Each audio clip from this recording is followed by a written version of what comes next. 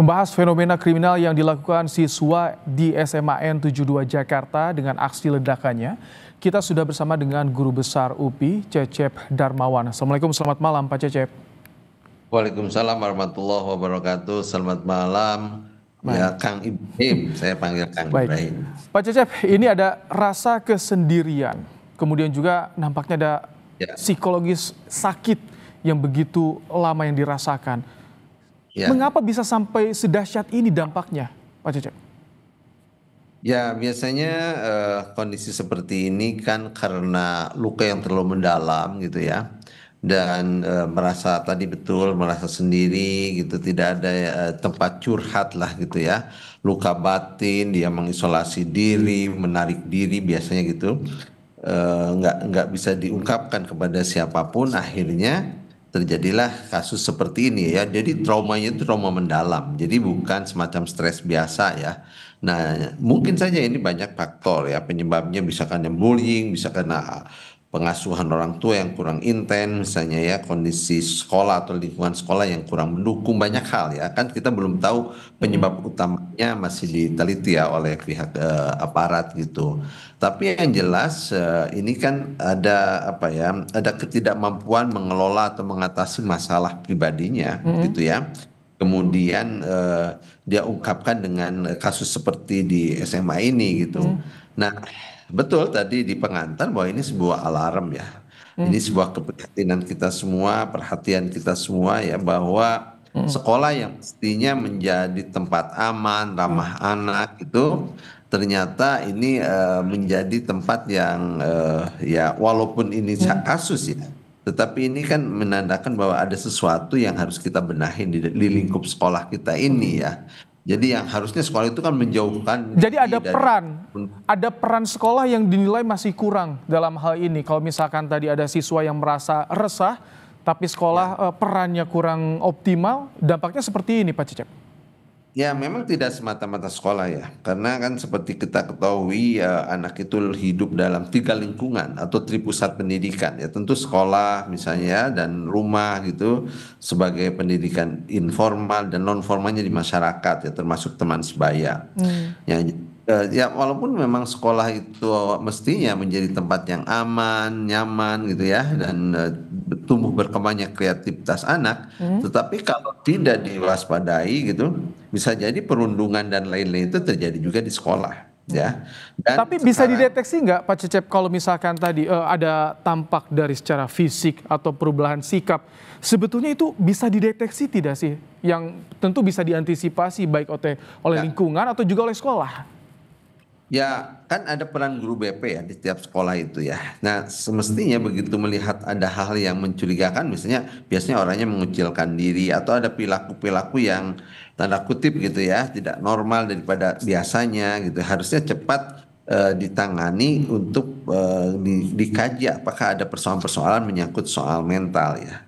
Nah, saya sih menyarankan ya di sekolah itu bagaimana ya peran guru BP itu ditingkatkan. Karena Hmm. banyak juga yang sekarang belum ada guru BP-nya tuh ya. Jadi kalau ada persoalan ini baru gitu ingat ya soal guru BP.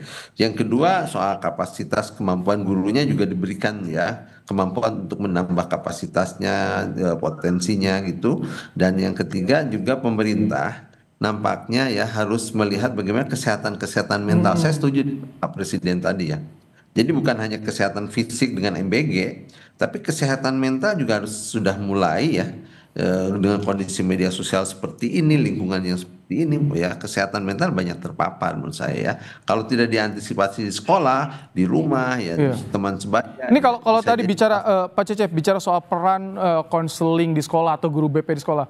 Biasanya kan kalau siswa yang datang sendiri agak enggan nih Pak Cecep.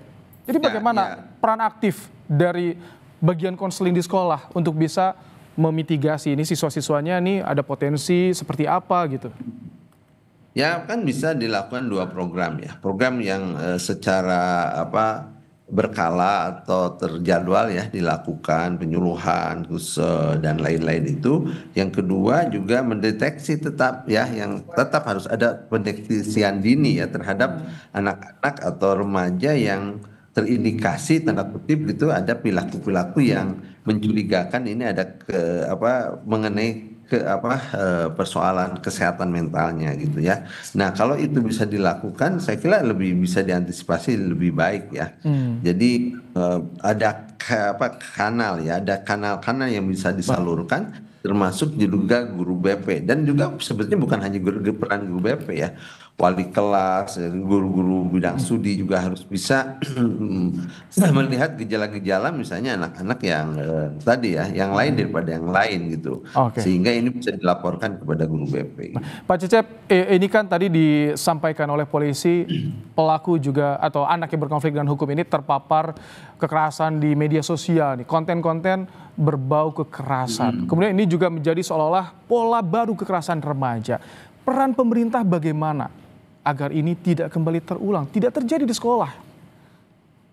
Ya, kita mengenal apa istilah juvenile delinquencies ya, kenakalan remaja gitu. Dan ini harus bisa diantisipasi misalnya dari sisi preventif seperti apa. Apalagi dengan media sosial yang begitu masif, begitu masuk pada jiwa anak-anak kita, maka upaya yang harus diantisipasi adalah bagaimana melakukan upaya literasi media kepada mereka ya. Dalam berbagai hal gitu. Bisa dia masuk pada rumpun kurikuler ya, misalnya di intrakurikuler ya, dia bukan sebagai mata pelajaran tetapi dia bagian dari upaya seluruh guru itu mengingatkan bagaimana bijak menggunakan media sosial. Media sosial itu kan bisa menjadi bahan pembelajaran, tetapi juga kalau disalahgunakan kan bisa seperti yang tadi seperti itu. Jadi ini harus intent bagaimana melakukan literasi media di persekolahan, di masyarakat, ya di rumah gitu. Pengawasan orang tua juga harus Kalau ditingkatkan. dari sisi regulasinya bagaimana dalam bermedia sosial menurut Anda? Saya kira kementerian kita ya yang menangani soal ini sudah banyak regulasi yang dikeluarkan ya, termasuk misalnya konten-konten tertentu bisa diakses oleh usia tertentu ya. Nah, tetapi memang ini harus dikaji ulang kaitan dengan pemerintah bagaimana memblokir gitu ya situs-situs yang banyak membahayakan ya, baik kekerasan, pornografi misalnya ya, dan konten-konten lain yang berbahaya bagi masyarakat kita ya, terutama bagi remaja kita gitu. Nah, kemudian bagaimana pemerintah soal jika media sosial bisa dikaji, DPR, di pemerintah juga. Nah, untuk yang sekolah aman, eh, jaminan untuk bisa memastikan bahwa lingkungan sekolah aman bagi siswa, bagi semua yang ada di sekolah itu. Ya tentu kalau dikatakan sekolah aman bagi semua ini kan harus keterlibatan ekosistem sekolahnya ya. Jadi bukan hanya persoalan guru, kepala sekolah ya, tetapi seluruh komponen yang ada di sekolah yang itu satuan pendidikan juga ditopang oleh kebijakan dari misalnya Pemdanya ya, Dinas Pendidikan, ada komite sekolah di situ. Jadi menciptakan bagaimana sekolah itu menjadi rumah kedua bagi anak. Anak tuh nyaman di rumah, nyaman juga di sekolah ya. Ciri anak nyaman di sekolah itu anak betah di sekolah ya, nyaman belajar di sekolah. Kalau bahkan setelah pelajaran selesai sekalipun misalnya ya jam pulang, mereka masih betah di sekolah. Ini itu ciri bahwa anak itu ya dengan belajar banyak di sekolah, artinya sekolah itu menjadi tempat yang menyenangkan bagi anak gitu. Nah, ini harus dijadikan bagian yang hal penting lah bagi sekolah ya. Ekosistem yang aman nyaman. Dari mulai anak masuk sekolah itu sendiri ya, setelah dites misalnya atau melalui jalur-jalur zonasi atau lain-lain itu, anak kemudian diberikan ya pemahaman bagaimana lingkungan atau ekosistem sekolah itu yang aman, nyaman gitu bagi perkembangan sosial dan mental anak itu sendiri. Jadi sebetulnya bisa dideteksi ya, bisa dilakukan untuk bisa Ya, memetakan bagaimana kejiwaan masing-masing anak sebetulnya. Jadi kalau seperti itu kendalanya apa sih? Kalau selama ini memang masih dirasa kurang. ya, kendalanya biasanya tadi itu kita selalu sekolah itu terjebak pada soal formalitas ya. Maksud saya sekolah itu selalu dikejar-kejar oleh prestasi-prestasi yang itu hanya sekedar kejaran angka-angka kuantitatif gitu. Soal pendidikan karakter, moralitas, mentalitas ya. Ada beberapa yang seringkali terlupakan gitu. Memang sudah ada penekanan bagaimana penguatan pendidikan karakter ya. Tapi itu belum belum masif ya dalam pengertian bagaimana itu menjadi pembiasaan dan pembudayaan di masyarakat termasuk di sekolah ya.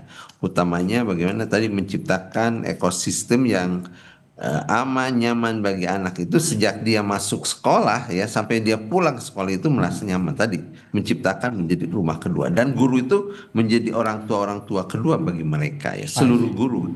Semoga ini betul bisa menjadi alarm bagi kita semua agar tercipta sekolah yang aman bagi siswa di seluruh Indonesia. Terima kasih Pak Cecep Darmawan, Guru Besar UPI telah bergabung di Kompas Malam hari ini.